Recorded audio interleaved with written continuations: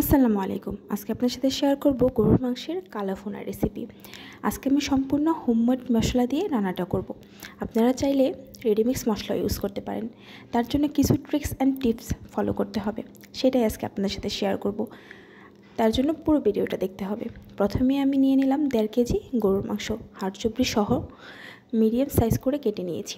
এখন আমি দিয়ে দিব 1 কাপ পেঁয়াজ কুচো, আর দিয়ে দিব 1 টেবিল চামচ হলুদ গুঁড়ো। কালার ভুনায় হলুদ গুঁড়োটা কম দিতে হয়, এতে করে কালারটা তাড়াতাড়ি কালো হয়। আর দিয়ে দিব 2.5 টেবিল চামচ মরিচের গুঁড়ো, আর ঝালটা আপনাদের ইচ্ছে মতো। আর দিয়ে দিব 1 টেবিল চামচ ধনিয়া গুঁড়ো, আর পরিমাণ মতো লবণ।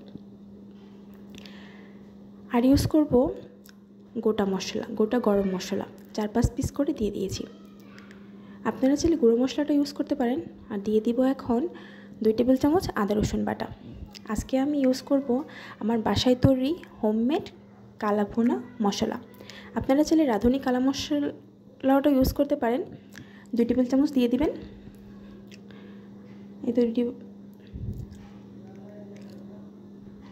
এখন দিয়ে দিব 2 টেবিল চামচ সয়া সস। সয়া সসটা কিন্তু অবশ্যই দেওয়ার চেষ্টা করবেন, এতে করে টেস্টটা খুব ভালো আসে। আর হ্যাঁ, আপনারা চেষ্টা করবেন সবসময় সরিষার তেল দিয়ে কালা ভুনাটা রান্না করার জন্য। এখন আমি দিয়ে দিব 1 কাপ পেঁয়াজ বেরেস্তা, আর পেঁয়াজ বেরেস্তা যেই তেলে আমি ভেজেছি ওই তেলটা দিয়ে দিব। আর দিয়ে দিব 1/4 কাপ টমেটো সস, মানে 1 কাপের 4 ভাগের 1 ভাগ। এখন আমি ভালো করে হাতে মাখিয়ে নেব, যাতে খুব ভালো করে মশলাগুলো মিশে যায়। দেখুন এখন এই কালারটা কত সুন্দর এসেছে। এই তো ম্যারিনেট করে রেখে দিব 15-20 মিনিটের মতো। তারপর এটাকে আমি চুলায় বসিয়ে দিব। কালা ভুনা রান্না করতে সময় নিয়ে রান্না করতে হয়। এই তো এখন আমি কোনো পানি দিব না, মাংস থেকে যে পানিটা উঠবে ওই পানিটাই শুকিয়ে নেব। তো দেখুন কত সুন্দর এসেছে কালারটা। কালা ভুনায় কিন্তু একবারে বেশি পানি দেওয়া যায় না, মাঝে মাঝে একটু ঢেকে দিতে হবে, এতে করে মাংসটা তাড়াতাড়ি সিদ্ধ হবে। এই দেখুন মাংস থেকে যে পানিটা উঠেছে এটা আমি এখন ভালো করে কষিয়ে শুকিয়ে নিব। একবারে বেশি পানি দিলে কিন্তু মাংসটা কালো হবে না। আমি 2-3 বারে পানিটা দিব। প্রতিবারই আমি চেষ্টা করব গরম পানি ইউজ করতে, এতে করে মাংসটা খুব তাড়াতাড়ি সিদ্ধ হবে। তো যেহেতু এই কালা ভুনাতে বেশি গুঁড়ো মশলা ইউজ করা হয়, তার জন্য নিচে লেগে যাওয়ার একটা সম্ভাবনা থাকে, তাই কিছুক্ষণ পরপরই নেড়ে দিতে হবে। এই তো দেখুন পানিটা শুকিয়ে এসেছে। এই পর্যায়ে আমি দিয়ে দিব আরও 1 কাপ গরম পানি। এই তো গরম পানি দিয়ে আবার ভালো করে ঢেকে কষিয়ে নেব। আর হ্যাঁ, আপনারা চেক করে নেবেন মাংসটা সিদ্ধ হয়েছে কি না। যদি সিদ্ধ না হয় তাহলে আবার পানি দিয়ে নেবেন। এখন আমি দিয়ে দিব জিরে গুঁড়ো।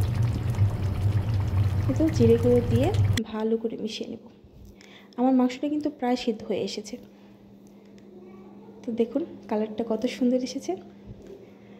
ক্যামেরায় হয়তো বোঝা যাচ্ছে না, কিন্তু আমার কালা ভুনার কালারটা কিন্তু খুব সুন্দর হয়েছিল। এখন আমি বাগার দিব। তার জন্য নিয়ে নিয়েছি আস্ত শুকনো মরিচ, পেঁয়াজ কুচি, রসুন কুচি, আর আদা কুচি। এখন আমি বাগারের জন্য সরিষার তেল ইউজ করব। সরিষার তেলটা যখন গরম হয়ে আসবে তখন দিয়ে দিব আস্ত শুকনো মরিচ। মরিচগুলো হালকা ব্রাউন কালার চলে আসলে দিয়ে দিব পেঁয়াজ কুচি আর রসুন কুচি। আদা কুচিটা আমি একটু পরে দেব।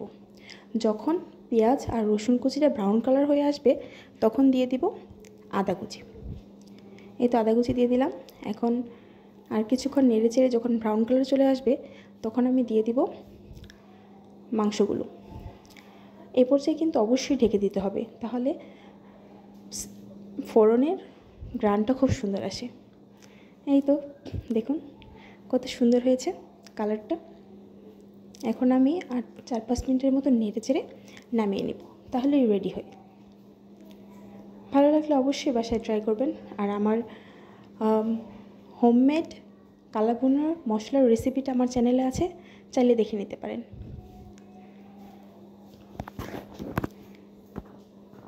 ভালো লাগলে অবশ্যই বাসায় ট্রাই করবেন। আল্লাহ হাফেজ।